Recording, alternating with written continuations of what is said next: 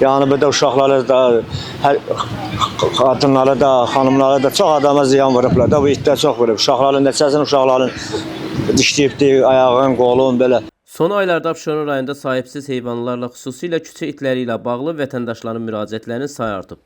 Rəsmi məlumatlara görə son 3 ay ərzində Abşeron rayon İcra Hakimiyyətinə və sahibsiz heyvanlara qayğı mərkəzinə 200-dən artıq müraciət daxil olub.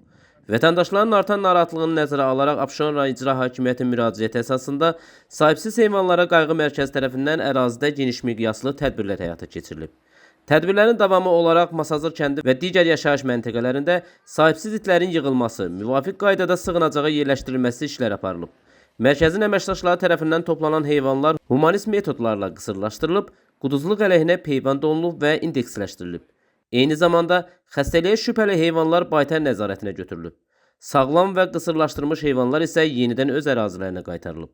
Mütəxəssislərin sözlərinə görə sahibsiz itlər təhlükəli yoluxucu, senoz və invazion xəstəliklərin daşıyıcısı ola bilər.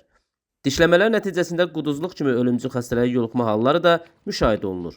Qeyd edək ki, Abşeron rayonunda sahibsiz küçə itlərinin çoxalması bir sıra sakinlər üçün ciddi narahatlıq doğurur. Əksər hallarda it hücumlarına uşaqlar məruz qalır.